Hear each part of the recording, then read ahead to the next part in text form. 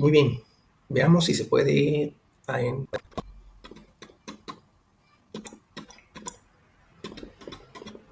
Dice que cargando.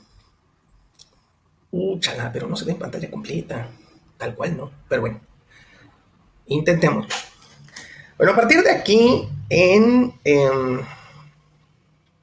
tanto en rinotraquitis infecciosa como en diarrea viral bovina, es importante pensar en estas enfermedades como una enfermedad de grupo, como una enfermedad de hato, de rancho, no de individuos, ¿no? Eh, Tenemos que enfocar nuestro abordaje clínico pensando en lo que va a acontecer en todo el hato, no solamente en individuos especialmente, ¿no? Y vamos a tener manifestaciones distintas de la enfermedad en distintos animales dentro del grupo, pero todas causadas por el mismo virus. En el caso de la rinotraqueitis infecciosa bovina o vulvovaginitis pustular bovina, lo pongo así, ¿no?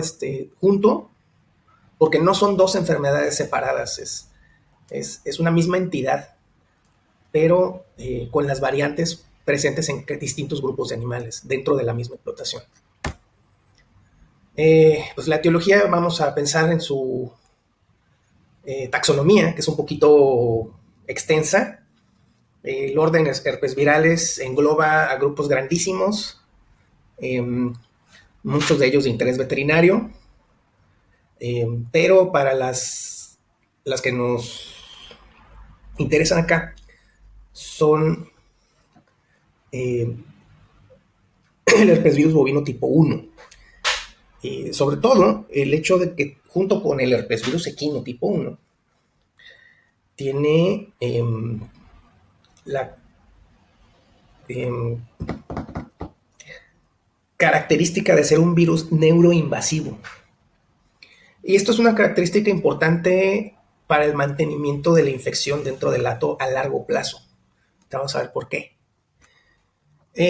Bueno, las características del virus lo podemos ver acá. No lo voy a leer, porque ustedes pueden leer perfectamente bien. Es uno de los pocos virus que existen, que es de ADN de doble cadena, lo cual de alguna manera facilita un poco su diagnóstico por métodos moleculares. A pesar de ser descrito como un virus esférico o icosaédrico, pues tiene una envoltura bastante atípica, un poquito amorfa, ¿no? Una característica importante que tiene es la replicación en el núcleo con formación de envoltura en la capa interna de la membrana nuclear. Es decir, no forma su membrana no forma su envoltura con la membrana plasmática, sino con la del núcleo.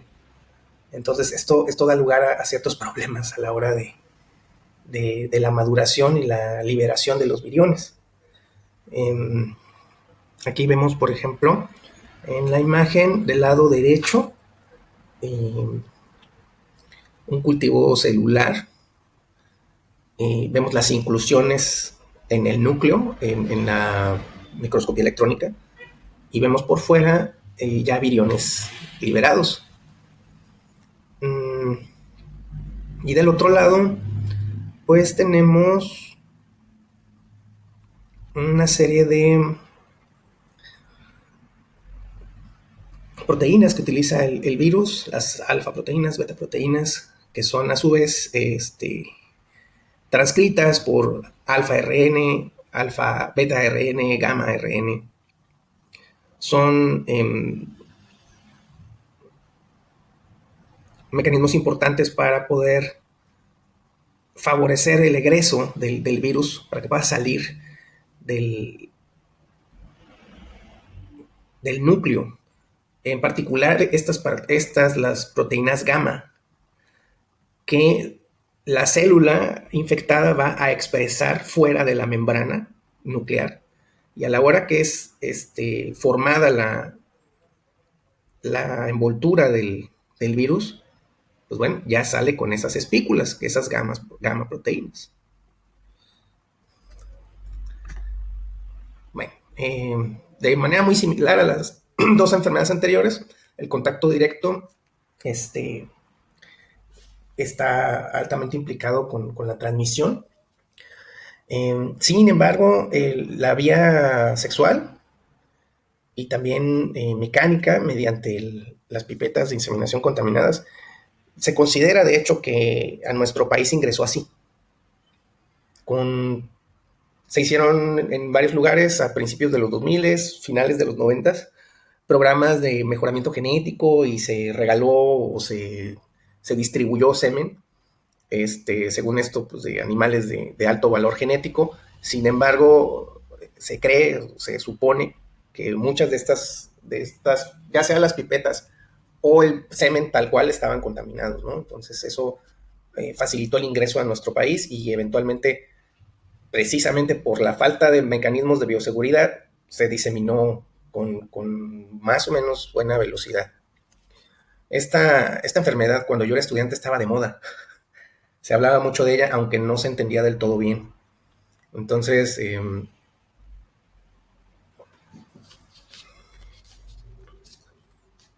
bueno, por ahí está el problemita, ¿no? Dicen que camino al infierno está pavimentado por buenas intenciones, ¿no? Y la otra, el dicho ranchero de nadie vende su caballo por bueno. Bueno, a nivel mundial existe la IBR, bueno, la rinotraqueitis infecciosa bovina. Eh, Hay muy pocos países en el mundo que están libres de la enfermedad. No he podido conseguir datos del continente americano, por ejemplo, o de Asia, pero por lo menos ustedes pueden ver que en Europa, los países escandinávicos, Noruega, Suecia, Dinamarca, así como Bélgica, Alemania, República Checa, Suiza y el otro país, no sé cuál es, creo que es Croacia. Pues son países que están libres de la enfermedad, pero Reino Unido, Francia, España, Portugal, Italia, Grecia, Bulgaria, Macedonia del Norte, eh, los países bálticos, Lituania, eh, Letonia, Estonia, Polonia,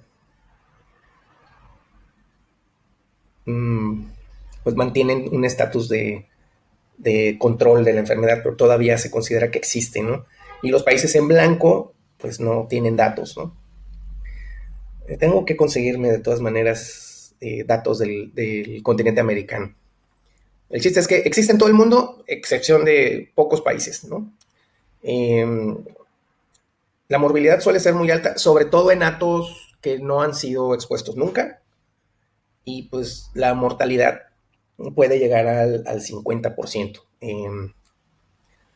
sobre todo en casos complicados. Me refiero a casos complicados no nada más por la virulencia de la cepa infectante, sino también por la concomitancia de otros patógenos. Eh, Concomitante quiere decir que sucede al mismo tiempo, ¿no? O en conjunto con lo que está pasando, ¿no? Por si ya se les olvidó. Bueno, la patogenia es más compleja que esto, en realidad, pero poniéndolo en un plano más simplificado, tenemos el punto clave, que es este de aquí, este cuadrito amarillo, esta crucecita ancha, no sé cómo describir, se supone que es una cruz, pero aquí me salió bastante del pico. Bueno, esos son ganglios nerviosos, no ganglios linfáticos. Precisamente para evitar confusiones en ese sentido, es que desde hace tiempo se le ha ido cambiando el nombre a los ganglios linfáticos. La nómina anatómica veterinaria en 2009 los llamó linfonódulos o nódulos linfáticos. Pero eventualmente Como muchas lesiones se describen como nódulos, se optó en 2012 por cambiarle el nombre a linfonodos y se le dejó el nombre de ganglios a estructuras nerviosas. De manera muy similar pasa con las amígdalas. No se llaman amígdalas ya, se llaman tonsilas. La amígdala es una estructura en el sistema nervioso central. Ese cambio se hizo para evitar confusiones. Y sin embargo, le seguimos diciendo ganglios linfáticos y le seguimos diciendo amígdalas a las tonsilas. Entonces vamos a tratar de cambiar eso desde ya. Y de manera aquí muy especial, los ganglios afectados, los ganglios nerviosos afectados, insisto, son el ganglio trigémino y el ganglio ilíaco. Bueno, primero tenemos la vía de ingreso, que la patogenia va a depender en este caso de la vía de ingreso. Primeramente, empezamos por la porción frontal. Se ingresa por la vía oronasal, se hace dentro de muy poco tiempo, pocas horas, una viremia, y las primeras lesiones aparecen en las zonas cercanas, ¿no? Si la vía de ingreso es por la vía oronasal, las lesiones van a aparecer primeramente en las mucosas oronasales y van a expandirse hacia el tracto respiratorio superior, incluyendo la tráquea. Si la vía de entrada es por vía coital, el problema va a estar, en el caso de las hembras, a nivel de la vulva y la vagina, con posible cervicitis también, o sea, inflamación del cervix, y en el caso de los machos, obviamente con balanopostitis. Ahora, ¿por qué es importante este asunto de la invasión de los ganglios? Porque como otros varicelovirus, al ser neuroinvasivos, pueden permanecer latentes dentro de los ganglios sin generar problemas. Se hace una infección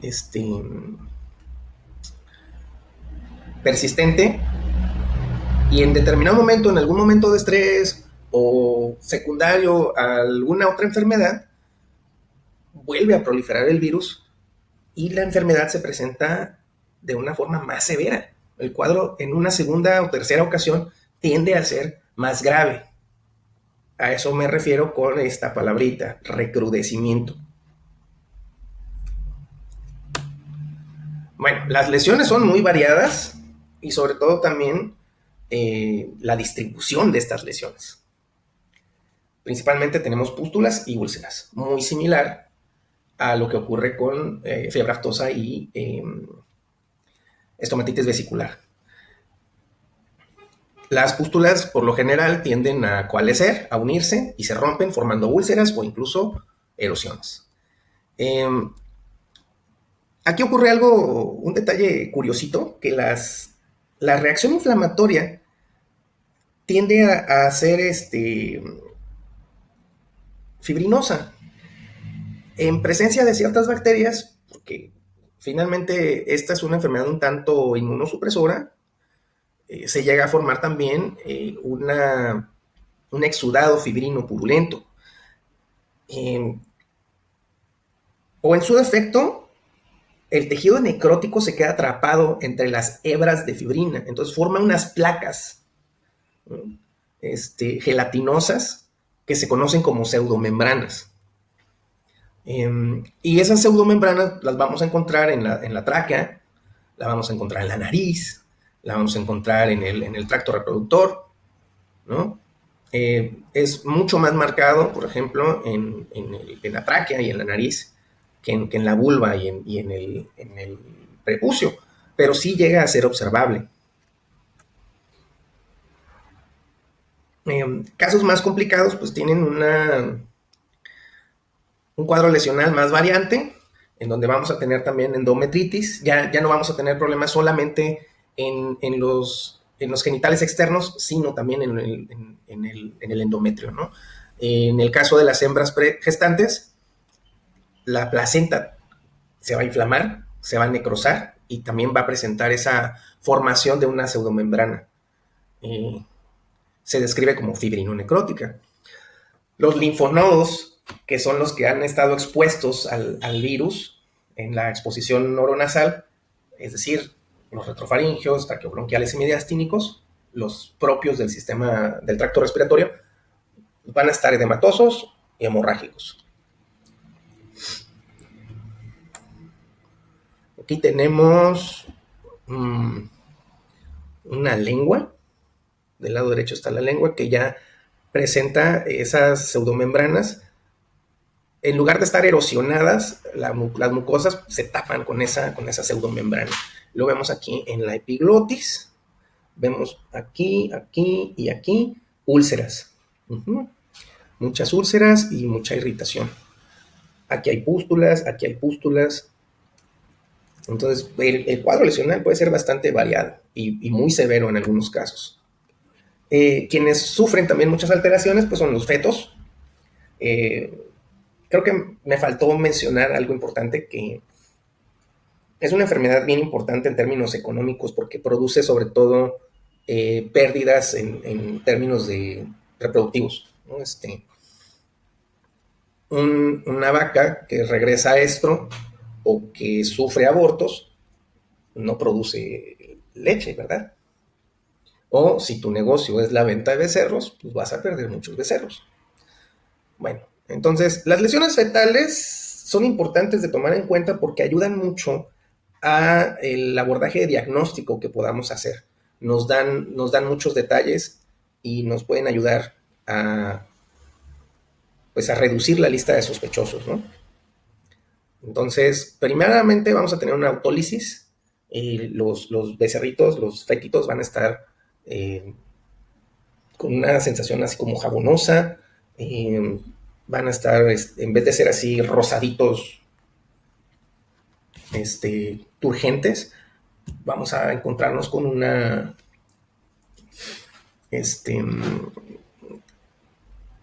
con un feto pálido, una coloración café amarillenta, como menciona el texto.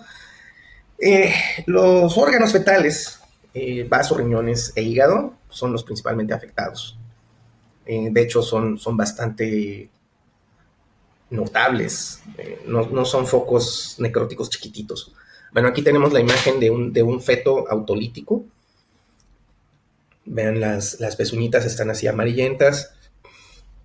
El color, más que café, tiende a ser como un beige pálido. Y aquí tenemos, por ejemplo, una necrosis coagulativa multifocal en un hígado fetal. Y vemos que los focos de necrosis son bastante amplios, no son tan chiquititos. Aquí tenemos el corte histológico, en el cual vamos a observar primeramente una desorganización de los hepatocitos, que están hinchados, que están necrosados, ¿no? Tenemos aquí ya núcleos cariolíticos, pero también nos vamos a encontrar con numerosos cuerpos de inclusión intranucleares. Saltan a la vista, son de un color así rojizo, intenso.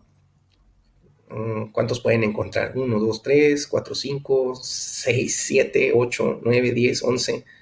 Eso es otra característica bien importante de las enfermedades por herpes virus en general, no nada más de la IBR. En este caso, insisto, la importancia de revisar a las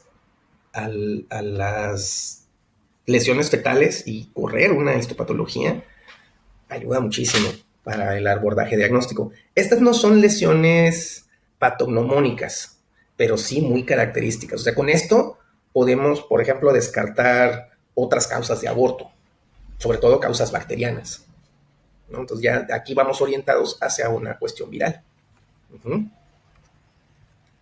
Bueno, microscópicamente se forma la degeneración hidrópica, también descrita como edema intra e intercelular. Vamos a observar cuerpos de inclusión intranuclear. En la próxima diapositiva van a aparecer flechas que van a señalar en dónde están estos cuerpos de inclusión. Las mucosas afectadas suelen estar hiperplásicas, es decir, tienen un número incrementado de células. En las superficies vamos a ver focos ulcerativos que en la siguiente diapositiva van a estar marcadas con un asterisco. Y algo bien importante, tanto en las enfermedades, esta particularmente de los bovinos o las enfermedades virales en general, es que en el corte histológico la reacción inflamatoria es caracterizada por células mononucleares, particularmente linfocitos y plasmocitos. Por eso decimos inflamación linfoplasmocitaria. Voy a hacer una pausa y continúo en un momento.